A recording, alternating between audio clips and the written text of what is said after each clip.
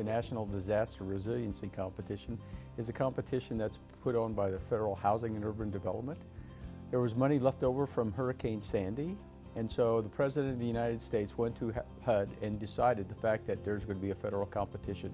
So Minot is one of 6 named cities and 67 named areas in the United States that are competing for up to $1 billion in federal money that we can use to address some of the unmet needs that are in the city of Minot and the Source River Basin as a result of the 2011 flood. So the Rockefeller Foundation has teamed with the Department of Housing and Urban Development, and they're working with local communities, Minot being one of them, in order to come up with resilient ideas that we can use within the city of Minot and the Source River Basin to address some of our unmet needs. And it really is about resiliency.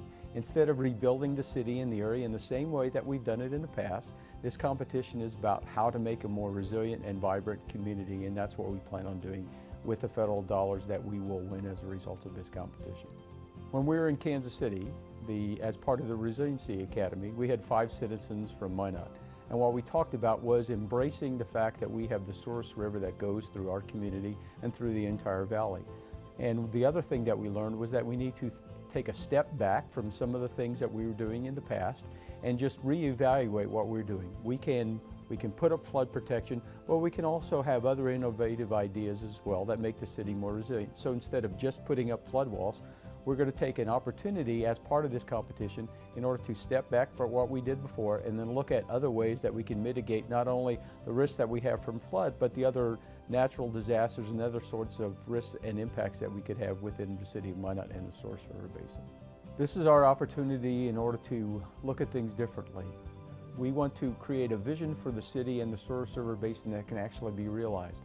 While we were in Kansas City, we identified 17 types of natural disasters and/or stresses that can affect the city of Minot and the Source River Basin. And what we need to be doing with all 17 of those stresses is we need to reduce the risk of those stresses affecting our community. Additionally, we need to improve the quality of life in our community. So we think we can do that as part of this competition.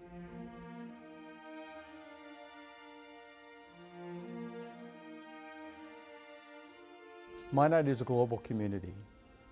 Minot does 3 things that can be identified better than anybody else that's competing for these federal dollars. The first one is that we provide for the world because of our agricultural base. The second one is that we power the world because of the growing petroleum base that we have within this area, both in oil and gas. And finally, we protect the world with the Minot Air Force Base that we have in our community. So Minot is in fact a global community. We can do these 3 things better than anybody else in the world, and we plan to show that as part of this competition. We had 7 different public meetings to date, and out of those we've addressed different things that can affect the community.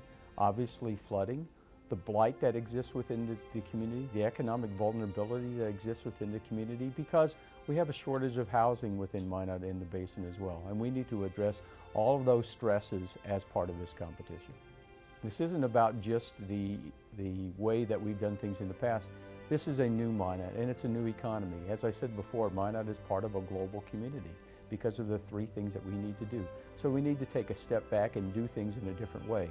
So instead of just looking solely at agriculture and solely at petroleum within the area, how do we make our economy more diversified and more resilient so that we can reduce the fluctuations in the price of oil and other things that can affect us economically? The people that are coming to Minot now are different than the people that were probably born and raised here. They're looking for economic opportunity, so that has brought a lot of people into our area. It's also kept a lot of people maybe from leaving the area.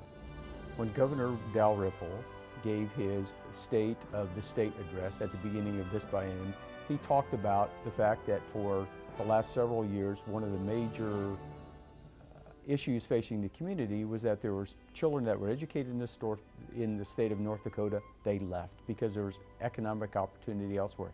That's not true today. A lot of those people are staying in the state of North Dakota. Also, a lot of people are coming to the state of North Dakota because opportunity exists here. So it's a generational difference. People used to stay at the same job for an entire lifetime. I did that, my parents did that, and most of the community did that. But now it has changed that people are looking for an economic opportunity, but they're also looking for where they can get that opportunity, where a better quality of life exists. And that's the quality of life that we want to build here within Minot and the Source River Basin. The downtown area within Minot, just as in most cities, is really the epicenter of the city. It's what people identify with. So one of the target areas for our competition will be in the downtown area of Minot, because that is in fact our epicenter. There's an opportunity for us to make the downtown area of Minot a signature place for the community. It also is the one place exists where the HUD competition is based upon criteria that has to be met.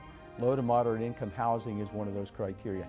That requirement is met in the downtown area, and that's the reason part of what we need to do is focus on the downtown area, because it meets all the HUD requirements. So this competition, as I said before, is not only just about keeping people here, but it's also attracting new people to our community.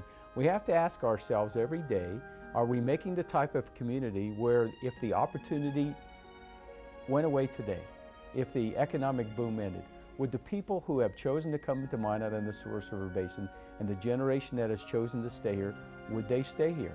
If we do things right and we improve the quality of life, the answer to that question will be yes. That's what we intend to do.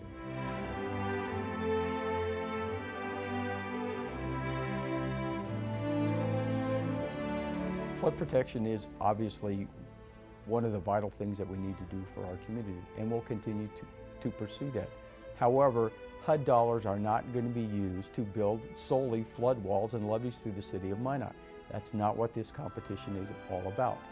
This competition is making our community more resilient. This competition is about making the Source River Basin more resilient. And that's what we intend to do with the federal dollars here. We will continue to pursue other money through other sources in order to build the flood protection that we need. So regardless of how successful we are in Phase 1 and Phase 2 of this competition, we plan on proceeding forward with making Minot and the Source River Basin a more vibrant and resilient community. And we intend to do that with the federal dollars that we're getting, and then also seeking other sources of fund to do the same thing, because it has given us an opportunity to relook our community, to rethink what we're doing, and to make the city of Minot and the entire Source River Basin more vibrant and more resilient. And that's what we will intend to do. So regardless of how successful we are, that's the direction that we're heading. And every dollar that we get during the HUD competition here will be $1 less that we need to get from other sources. That's why this opportunity in this competition is so important to Minot and the Source River Basin.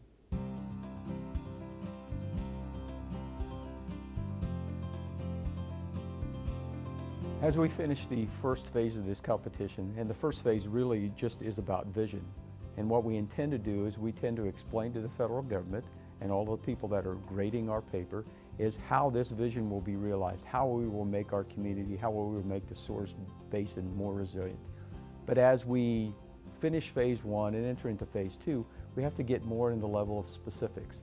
So what are some of the ideas that have been brought to our attention through some of the public meetings?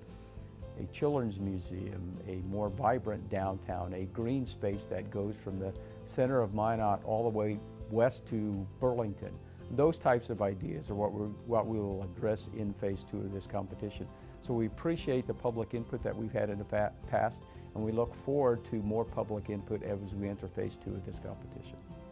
When you look at the criteria for winning the competition, it's scored on a basis of 100 points. 40% of those points are really based upon public opinion and public participation. That's the reason that we've lined up many stakeholders through the community, and to include many, many large organizations within the community to be our partners and our stakeholders as part of this competition. But equally important, and sometimes more important to that, is the public participation that we get from every citizen of the city of Minot and the Source River Basin to give us their ideas, to expand upon what we've already heard from, to go on to the city's website and say, here's how we can make our community better. Because there's great ideas that are out there, and we look forward to receipt of all of those ideas and incorporating them, not only to the Phase 1 application that we will submit here very soon, but also to the Phase 2 application when we design specific projects that we can fund with these federal dollars. So I want to thank you for your support.